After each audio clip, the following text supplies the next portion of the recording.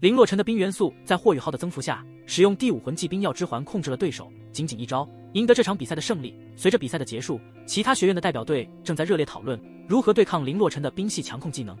随着循环赛进入中段，史莱克学院在第1小组中表现强劲，轻松击败了接下来的对手，以全胜的战绩夺得小组第1，顺利晋级淘汰赛。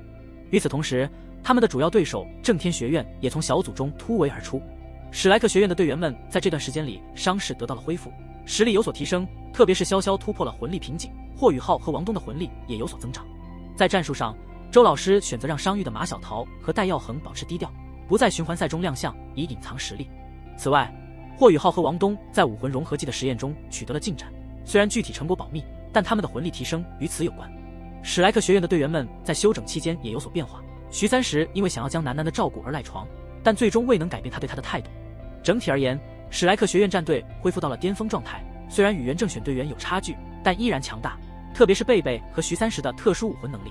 淘汰赛的对阵表已经确定，史莱克学院将面对斗灵帝国第1学院斗灵皇家学院，这是一个实力雄厚的老对手。队员们对此感到意外，因为斗灵皇家学院是上一届比赛的4强之一，实力不容小觑。马小桃和戴耀恒对此表示担忧，而潇潇则好奇这所学院的实力。马小桃道：上一届的4强，你说强不强？反正肯定比你们遭遇过的那支正天学院强上许多。周老师，今年斗灵学院前来参赛的队员实力如何？周老师告诉马小桃，斗灵皇家学院这一届的正选队员有5名魂王，2名魂宗，实力很强。而且斗灵皇家学院并不古板，既是高级魂师学院，也是斗灵帝国最好的魂导师学院。通过对他们的观察，我发现他们的参赛队员几乎人人都有魂导器，并且在比赛中能够熟练运用，至少有2人是真正的魂导师，以魂王实力再结合魂导器，这个对手并不好对付。戴耀恒提出了关于斗灵皇家学院放弃小组第1的疑惑，周老师解释说，斗灵皇家学院可能是因为有更深的策略，或者是想要隐藏实力。尽管小组第1和第2在16进8的比赛中只有1场的区别，但斗灵皇家学院的选择显然有其深意。马小桃怀疑这其中是否有问题，毕竟斗灵皇家学院是老牌学院，对小组第1的重要性应该非常清楚。周老师表示，小组第1和第2的区别在淘汰赛中只会体现在初期，一旦过了这个阶段就不再有太大的意义。他认为斗灵皇家学院可能有所倚仗，而史莱克学院也有自己的底牌，即马小桃和戴耀恒2位魂帝级强者尚未亮相，他们的存在将是史莱克学院的一大优势。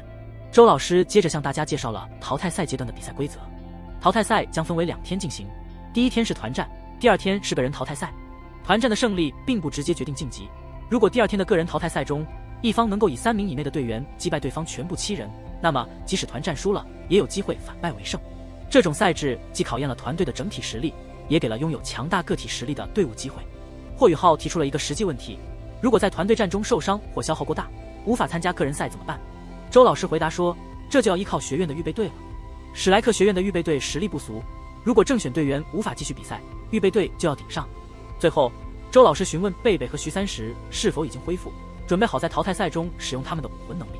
贝贝表示，他的武魂提升虽然不如徐三石显著，但他能够控制武魂的出现，并且使用1次后只需休息3天就能再次使用，尽管只有一击之力。他预计等到修为达到7环时就能稳定这份能力了。正当史莱克学院讨论之际，拍卖师清雅到来，显然让周老师感到意外，毕竟星光拍卖场的人突然出现在史莱克学院的会议室，这本身就不同寻常。清雅的出现打断了周老师对即将到来的淘汰赛的战术安排，他的声音中带着一丝歉意，表明他意识到自己可能打扰了史莱克学院的重要会议。然而他的到来也引起了史莱克学院队员们的好奇，毕竟星光拍卖场通常不会无缘无故地介入魂师学院的内部事务。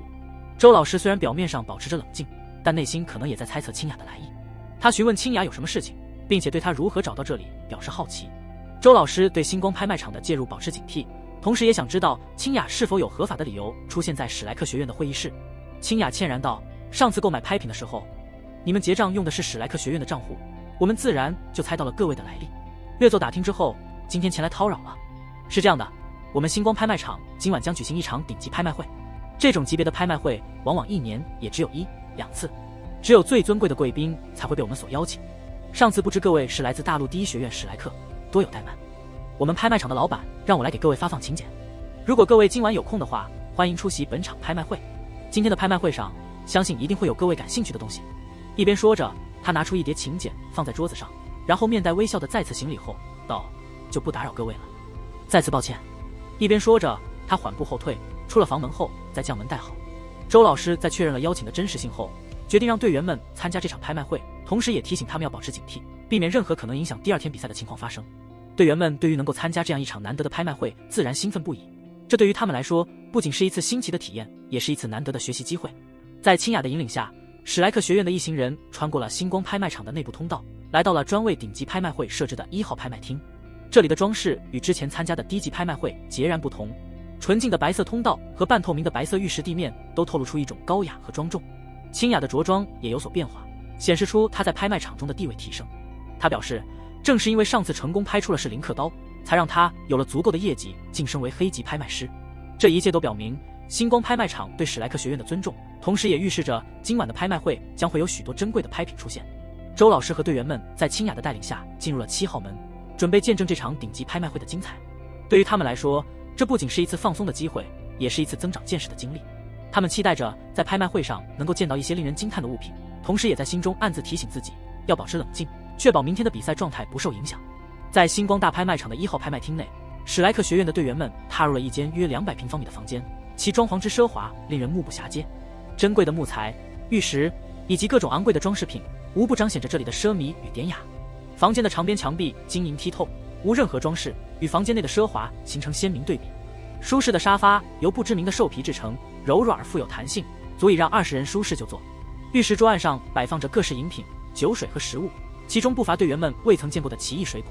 清雅和2位金色长裙少女留在房间内，为贵宾们详细讲解拍卖会的规则。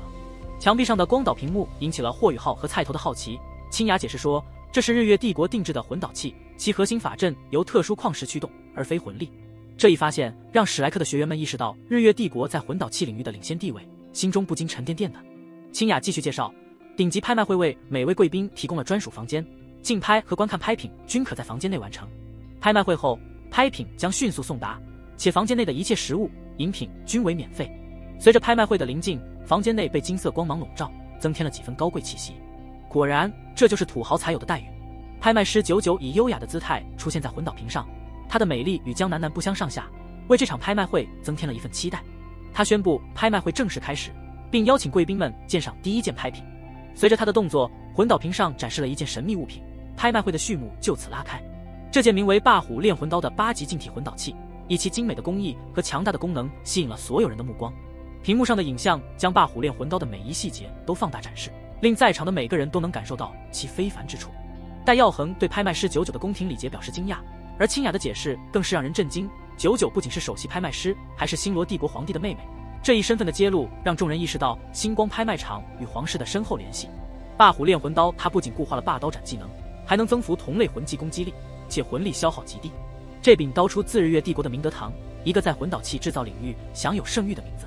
霍雨浩和其他人一样，对这柄刀的强大功能感到震撼，同时也对魂导器的重要性有了更深的认识。观赏时间结束后，竞拍正式开始。戴耀恒率先出价，将价格提升到65万金魂币，表明这是他的个人行为。他的财力和对这件魂导器的需求让他毫不犹豫地参与竞拍。霍雨浩对魂导器的价值和价格感到好奇，不明白为何霸虎炼魂刀的价格与王东的黄金之芒左臂骨相差甚远。王东向他解释，魂骨的品质差异会导致价格的显著变化，而霸虎炼魂刀中的魂骨品质可能并不高，否则不会用于制作魂导器。此外，魂骨的全方位增幅效果远非魂导器所能比拟，尤其是在修炼速度上的提升，其价值更是难以用金钱衡量。最终，戴耀恒以156万金魂币的价格成功拍下了霸虎炼魂刀。紧接着，12枚由明德堂出品的定装魂导炮弹成为了第2件拍品。这些炮弹各具特色，拥有不同的属性和功效，足以威胁到魂斗罗级别的魂师。和菜头和霍雨浩对这些炮弹表现出了浓厚的兴趣，尤其是和菜头，他认为这些炮弹对于魂导系的研究具有极高的价值。周在竞拍中展现了他的睿智和经验，他在最后一刻出价，以仅比底价高出5000金魂币的价格成功拍下了这套定装魂导炮弹。随后的拍品包括了各种稀有的魂骨和魂导器，其中一件名为开天辟地炮的远攻8级魂导器尤为引人注目。这件魂导器虽然并非明德堂出品，但出自一位9级魂导师之手，其威力和制作工艺同样令人赞叹。这件魂导器虽然每天只能使用1次，但其正面爆发的威力足以媲美95级超级斗罗的全力一击，令在场的所有人都感到震惊。尽管它因材质和使用次数的限制而被评定为8级而非9级魂导器，但这并不影响它在竞拍中的高价成交，最终以700万金魂币的价格被其他买家收入囊中。周老师虽然对开天辟地炮感兴趣，但考虑到价格和学院的权限，并未出手。史莱克学院的队员们也意识到，这样的魂导器虽然强大，但并不适合他们当前的需求和经济状况。随后，拍卖会进入了高潮部分。99公主介绍了接下来的2件重头戏拍品。第8件拍品是一块碧绿色的左臂魂骨，其外观之精美，光晕之流动，让人一眼就能感受到它的非凡。魂骨表面如同宝石般的结晶体，更是让它显得格外珍贵。99公主详细解释了这块魂骨的缺点，包括属性限制、魂技固化以及年限要求，但在场的所有人都清楚，这些所谓的缺点实际上是它强大特性的一部分。特别是对于冰属性魂师来说，这块魂骨无疑是梦寐以求的宝物。当99公主透露这块魂骨来自极北之地的冰辟邪时，整个房间的气氛变得更加紧张。霍雨浩感到了天梦冰蚕和冰帝的强烈反应，尤其是冰帝的愤怒。原来这块魂骨与霍雨浩的第2武魂冰辟邪息息相关，它来自于冰帝的族人。99公主继续介绍，冰辟邪一族在魂兽中的地位尊崇，族长冰辟邪王更是位列10大凶兽之一。这块魂骨的稀有程度和强大力量，使其成为了拍卖会上的焦点。对于霍雨浩来说，这块魂骨的契合度无疑是最高的，这让他感到了一种难以言喻的命运的巧合。霍雨浩向林洛尘透露了关于冰辟邪左臂骨的缺点。林洛尘在得知魂骨的特殊要求后，意识到自己无法吸收它，最终接受了命运的安排，放弃了竞拍。霍雨浩提出，如果魂骨最终被他们获得，他愿意让林洛尘先尝试融合，但林洛尘婉拒了这个提议，请求霍雨浩未来能与他一同修炼。王东的幽默打断了2人的对话，让霍雨浩穿上衣服，避免尴尬的局面。随后，清雅拍卖师和99公主进入房间，公主的出现让在场的每个人都站起身来表示尊敬。99公主询问霍雨浩关于魂骨问题的细节，霍雨浩解释说，魂骨本身无物，但吸收魂骨的人必须具备极致之冰的体质。99公主一开始对霍雨浩的话表示怀疑，但在了解到霍雨浩的武魂正是冰辟邪后，她的态度有所转变。霍雨浩坚持自己的立场，提醒公主不要因为这块魂骨而损害拍卖场的信誉。99公主在内心挣扎后，决定采纳霍雨浩的建议，立刻去处理这个问题。99公主向她的兄长星罗帝国的皇帝报告了情况，皇帝决定亲自见一下霍雨浩，以加深与史莱克学院的关系。皇帝认为，与史莱克学院保持良好的关系对于星罗帝国来说是至关重要的，尤其是在日月帝国可能带来的威胁下。拍卖会继续进行，冰辟邪左臂骨的起拍价高达1200万金魂币，但价格很快就被推高到了3000万金魂币，这个数字震惊了所有人。最终，这块魂骨以3000万金魂币的天价成交，成为了拍卖会上的一个高潮。林洛尘对周老师表达了自己的不满，认为拍卖场在知道冰辟邪左臂骨有问题的情况下继续拍卖是不诚实的行为。周老师则让林洛尘稍安勿躁，清雅向周老师耳语了几句后，周老师表示他们只需耐心等待，看看最后一件拍品是什么。99公主换上金色礼服重新出现，预示着压轴拍品的非凡价值。她介绍道，这件拍品是一种药物，一次性消耗品，且仅有1枚。屏幕上展示了一个托盘上的木质托，上面镶嵌着100余颗宝石，而托盘上则是一团被淡金色光照束缚的白色气流。99公主解释说，这团气流是一只10万年魂兽在转化过程中被禁锢的胚胎。她详细阐述了魂兽修炼到10万年后的选择，一是挑战瓶颈成为超级魂兽，2是重修成人。而这个胚胎就是在魂兽选择重修成人时被捕捉并封禁的。这个胚胎不仅是一个潜在的10万年魂环和魂骨的来源，而且如果能够成功吸收，还可能直接赋予吸收者一个全新的武魂，包含魂兽的全部力量。这个消息让在场的每个人都感到震惊，因为这意味着获得一个能够附加9个魂环的武魂，其价值无法用金钱衡量。99公主的介绍让整个拍卖场陷入了寂静，所有人都在深思这件拍品的意义。如果公主所说的情况属实，那么这个10万年魂兽胚胎无疑是无价之宝。霍雨浩内心向天梦和冰帝询问这件拍品的可能，得到的答案是，虽然存在风险，但确实有可能化为武魂，只是这样的融合并不完美，未来可能会带来问题。99公主继续解释，如果融合失败，魂兽胚胎死亡，将会出现10万年魂环和魂骨，但需要8还魂斗罗级别的实力才能尝试。封神台能够保持胚胎的稳定，即使过上千年也不会受损。拍卖场提供了30分钟的休息时间，让贵宾们欣赏这件拍品。马小桃提醒大家不要被这件拍品迷惑，认为其价格过于昂贵，不如请学院的强者去猎杀魂兽。但耀恒也认同他的观点，但心中却有些遗憾。霍雨浩和王东则表现得更为淡定，因为他们本身就拥有双生武魂，对这件拍品没有太多兴趣。突然，房门被敲响，清雅开门后发现是99公主和星罗帝国皇帝亲自到访。皇帝陛下对史莱克学院的队员们表示敬意，并感谢他们在冰辟邪左臂骨上的提醒，避免了拍卖场的信誉损失。99公主宣布，冰辟邪左臂骨已被自行拍下，并决定将其作为奖品，如果史莱克学院能够获得斗魂大赛的冠军，就将这块魂骨作为额外奖励赠送给他们。这份意外的大礼让周和史莱克学院的队员们感到震惊，体现了星罗帝国对史莱克学院的重视。皇帝离开后，99公主透露了星罗帝国对史莱克学院的进一步支持，包括贸易税负的减免，显示出星罗帝国希望加强与史莱克学院的联系。而在星罗皇帝和99公主的交谈中，透露出了更深层次的计划和战略。他们通过这场拍卖会不仅获得了巨大的经济利益，还巧妙地牵制了日月帝国的明德堂。在拍卖会的最后一场竞拍中，10万年魂兽胚胎的出现引发了一场激烈的竞价。10万年魂兽胚胎最终以1亿5千万金魂币的天价成交，这一结果震撼了所有参与竞拍的人。日月皇家魂导师学院的笑红尘以坚定的决心和强大的财力，成功夺得了这件至宝。尽管这个价格对于任何势力来说都是一个巨大的负担。星罗皇帝在拍卖结束后，满意地离开了拍卖场。他的计划似乎已经成功了一部分。史莱克学院的队员们在这场拍卖会中也有所收获，他们获得了霸虎炼魂刀和一整套的定装魂导炮弹。周老师将定装魂导炮弹交给了何菜头，这些魂导炮弹的威力足以对高级魂师造成威胁。霍雨浩和王东在返回酒店后继续他们的修炼，他们的精神之海中，天梦冰蚕和冰帝在交流着对人类的看法和对未来的担忧。第二天，史莱克学院的队员们准备迎接他们的下一场比赛，他们的对手是斗灵皇家高级魂师学院。霍雨浩和王东在窗前眺望着远处的星罗广场，讨论着即将到来的比赛。尽管他们对自己的实力充满信心，但他们也清楚自己在比赛中的位置，他们并不是主力。随着比赛时间的临近，史莱克学院的队员们在周老师的指导和鼓励下，准备迎接即将到来的团战。周老师强调了战术的重要性，并提醒队员们不要因为过去的成功而轻视对手。他的话语中透露出对队员们的信任，同时也有对他们的严格要求。霍雨浩和王东在轻松的气氛中互相打趣，但也迅速调整状态，准备迎接挑战。王东的挑衅了一下对手，行为虽然引起了笑红尘的不满，但也显示出他的自信和斗志。尽管笑红尘试图保持冷静，但王东的言辞无疑激起了他的斗志。在休息区，史莱克学院的队员们集中精神，准备进入待战区。周老师再次提醒他们，斗灵皇家高级魂师学院放弃小组第一必有其策略，他们不能有任何大意。比赛台上的气氛紧张而热烈，裁判的声音仿佛点燃了全场观众的激情，使得整个星罗广场的气氛达到了沸点。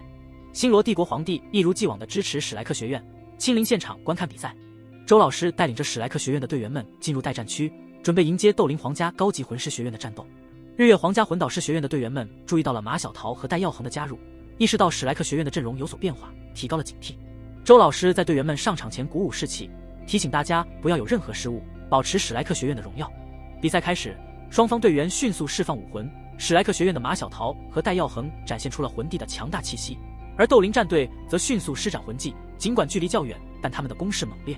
史莱克学院的队员们以不变应万变，警惕地观察着对手的一举一动。斗灵战队的阵型出人意料，强攻系战魂师孤竹剑并未站在前线，而是位于队伍中央。这种布置让史莱克学院的队员们感到困惑。霍雨浩的精神探测共享覆盖了整个比赛台，为队友们提供了信息。随着比赛的进行，双方展开了激烈的对决。史莱克学院的队员们凭借着默契的配合和强大的实力，与斗灵战队的队员们展开了一场精彩的战斗。每一招每一式都充满了战术与策略的较量，展现了两队的实力和斗志。随着比赛的进行，斗灵战队的防御系战魂师赤恒宇展现了他的强大防御能力，他的金刚壁垒如同一堵坚不可摧的城墙，为队伍提供了坚实的保护。与此同时，唐妞妞和清风的配合也使得斗灵战队的防御力得到了进一步的增强，整个比赛台上仿佛变成了一座要塞。史莱克学院的队员们并没有被对手的防御攻势所吓倒，他们迅速调整战术，徐三石的玄冥之幻成为了转折点。在霍雨浩的精神探测共享的帮助下，徐三石成功地将斗灵战队队长孤竹剑指换到了史莱克学院队员们的包围圈中，使得对方最强的攻击手陷入了困境。贝贝、戴耀恒和马小桃三大强攻系战魂师的联手攻击，加上林洛尘的控制，使得孤竹剑瞬间陷入了极度危险的境地。尽管孤竹剑及时启动了金色光罩进行防御，但他的心情无疑是悲愤交加，意识到自己可能是这届大赛中最悲情的队长。斗灵战队的战术显然是经过精心准备的，他们的目的昭然若揭，就是要为孤竹剑争取时间，让他能够准备并发动强大的攻击。然而，史莱克学院的应对同样犀利，他们的战术和配合展现了团队的默契和实力。林洛尘冻结他双腿的魂技产生了作用，但另外三大强攻系战魂师的攻击魂技却全都被阻挡在外了。霍雨浩立刻大叫一声，一次性魂导器，无敌护罩。他是魂王修为，这个护罩最多能扛3秒。斗灵战队的战术虽然被史莱克学院的突然变化所打乱，但他们的实力依然不容小觑。孤竹剑在无敌护罩的保护下，迅速收起了手中的神秘金属，并释放出自己的武魂，试图在3秒的缓冲时间内突围。他的万年第5魂环闪耀着光芒，显示出他强大的实力。然而，史莱克学院的战术变化让斗灵战队的队员们措手不及。徐三石的玄冥镇魂技成功的干扰了对手，使得斗灵战队的阵型出现了混乱。紧接着，马小桃的火焰凤凰形态出现在了斗灵战队的核心区域，他的火焰凤凰武魂释放出炽热的火焰，对斗灵战队构成了巨大的威胁。斗灵战队的队员们虽然在战术上受到了压制，但他们并未放弃。他们迅速调整阵型，试图重新组织防御。史恒宇的金刚壁垒和清风的土墙继续为队伍提供坚实的防线，而唐妞妞的辅助魂技也在为队友们的魂技提供增幅。史莱克学院的战术无疑是成功的，他们利用了对方准备神秘金属器材的时间差，通过徐三石的玄冥置换和霍雨浩的精神探测共享，打乱了斗灵战队的节奏，将比赛的主动权牢牢掌握在自己手中。这场比赛再次证明了战术的重要性，即使是实力强大的队伍，也可能因为战术上的失误而陷入被动。史莱克学院的队员们展现了他们出色的战术执行能力和团队协作精神，而斗灵战队虽然暂时处于劣势，但他们的实力依然不容小觑。比赛的结果仍然充满悬念。马小桃的惊艳表现彻底震撼了全场，他的凤凰啸天机和凤凰流星雨2大魂技的连续释放，几乎在瞬间就决定了战斗的胜负。斗灵战队虽然准备充分，拥有强大的防御和控制能力，但在史莱克学院精心策划的战术和马小桃强大实力的面前，他们的努力似乎变得苍白无力。另一边，史莱克学院的其他队员们也没有闲着，他们迅速利用了马小桃制造的机会，对斗灵战队发起了猛烈的攻势。贝贝、戴耀恒、林洛尘、霍雨浩和王东，每个人都发挥出了自己的特长，与马小桃形成了完美的配合。斗灵战队的队员们在凤凰啸天机的影响下，无法有效组织防御，只能眼睁睁地看着史莱克学院的攻击落在自己身上。他们的无敌护罩虽然强大，但在马小桃精准的攻击下，也变得无足轻重。观众们为史莱克学院的强大实力所折服，他们见证了一场精彩的战斗，也见证了魂帝级别强者的恐怖威力。这场比赛无疑将成为本届大赛的一个经典瞬间，马小桃的名字也将因此载入史册。随着裁判的宣布，史莱克学院获得了这场比赛的胜利。